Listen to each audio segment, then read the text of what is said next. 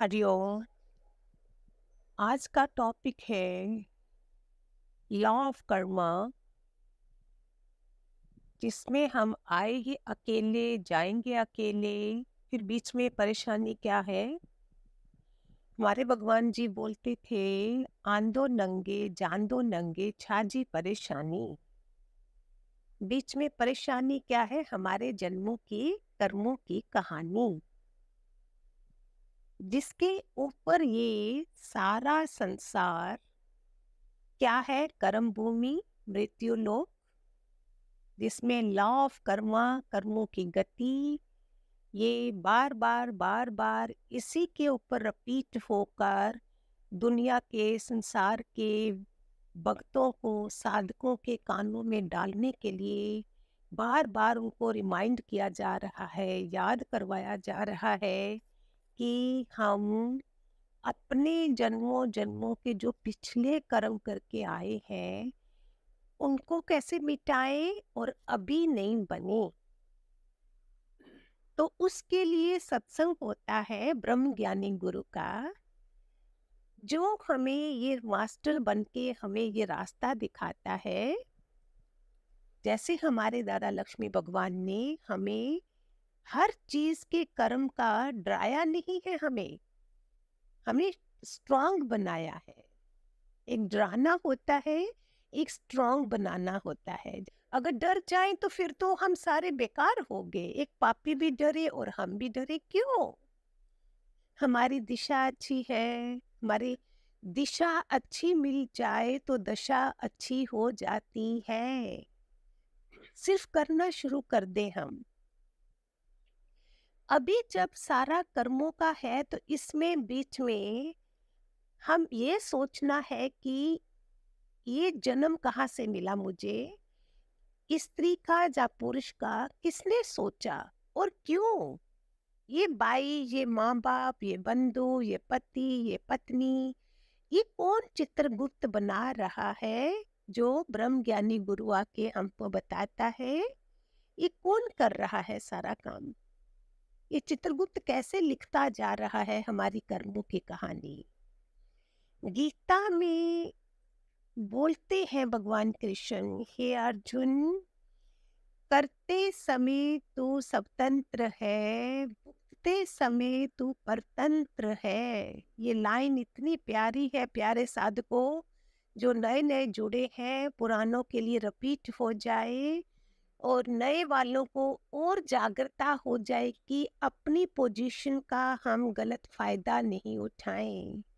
Weather all the degrees, सास की degree है, बहू की, माँ की, बाप की, दादा दादी, बॉस है ऑफिस में, जो भी हम ऊपर पोजीशन में है, हम नीचे उसका गलत फायदा नहीं लें।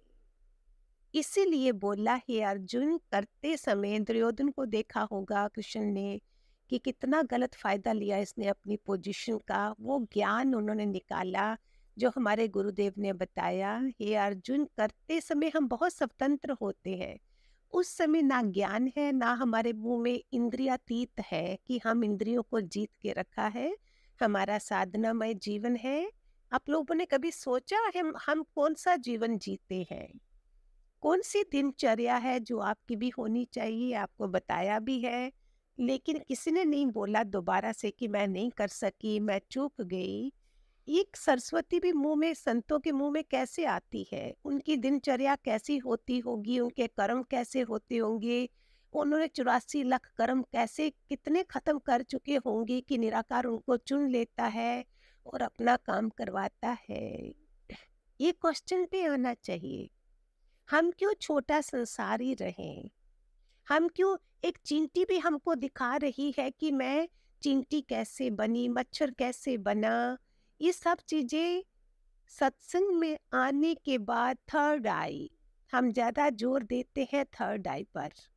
थर्ड आई से हमें पता चलता है कि ये इसका कर्म क्या होगा, ये सत्संग में आने के बाद पता चलता है। पहले हमारी संसारी बुद्धि होती है, अभी भी होगी, मुझे नहीं पता, कोई मेरे संपर्क में नहीं है जो बताएं कि अभी हमारी सारी किटियां नहीं छूटी, ग्रुप नहीं छूटा, व्हाट्सएप ग्रुप पता नहीं कितने कितने रख लिए होंगे जिसमें सारे श्वास वेस्ट जा रही हैं।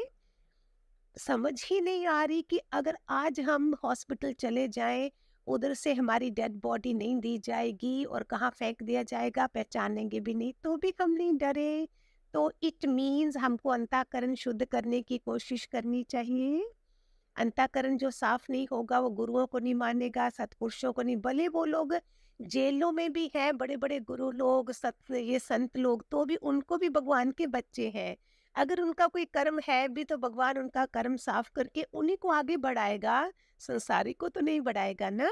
संसारी तो सिर्फ ब्रेकफास्ट लंच डिनर में लगा है। उसके पास इतनी विद्वानगी तो आई, कोई बात नहीं, बच्चे को फादर की मार पड़ी, अभी वो सुधर गया बच्चा, उनके साथ वो हो जाएगा। तो ये छाजी परेशानी हमारे गुरु जो बोलते थे, बीच में क्या परेशानी कर्मों की। आया नंगा जाएगा नंगा, आया अकेला जाएगा अकेला, आंदो नंगे जान दो नंगे, छाजी परेशानी। बीच की परेशानी क्या है? कर्मों की कहानी, जिसको हमने समझना है कि हमें कौन से कर्म का फल क्या मिलता है। ये सिर्फ कर्मों की कहानी है, जो हम सुन भी लेंगे फिर भी हम अपनी वृत्ति को टाइट नहीं रखेंगे, एकाग्रता नहीं होगी, तो हमारे से गलतियां होती ही जाएंगी। हमको अभी बिल्कुल साइलेंस में चले जाना है। इसीलिए हर इंसान को अपनी जिम्मेवारी समझनी है, चाहे वो आश्रम में है, गुरुओं के घर में है। गुरुओं का घर माना आश्रम हुआ, सत्संग में आया है तो उसकी अपनी जिम्मेवारियां होनी चाहिए, अगर वो लेना चाहे, अगर वो अपना जन्म सुधार करना चाहे। सारे कोई अपने ग्रस्त में से निकल के ही सत्संग में आते हैं और जिम्मेवार बनते हैं, तो फिर हमें संसार की जिम्मेवारियां नहीं मिलती हैं। जो अपने किसी गुरु या संत उससे डरेगा, परमात्मा से, गुरु से डरेगा, तो दुनिया उसे नहीं डराएगी। हे अर्जुन, तू मेरे आगे झुका है, दुनिया के आगे तू बैरिस्टर बनेगा। कहाँ नाम नहीं दे देता है भगवान अपने बच्चे को, किसको क्या क्या नहीं देता है। इसलिए हे अर्जुन, करते समय स्वतंत्र है, भुगतते समय परतंत्र है। इतना प्यारा ज्ञान है। प्यारो, कहाँ टाइम जा रहा है, ये भक्ति तपस्या का समय आया है अभी। सावन महीना, और लॉर्ड शिवा ने हमारे लिए जहर पिया था। गुरु भी हमारे लिए जहर पीता है जब उसके बच्चे नालायक निकलते हैं, तो क्या फायदा है ऐसा। चलो, हरिओम हरिओम, खूब सारे आशीर्वाद।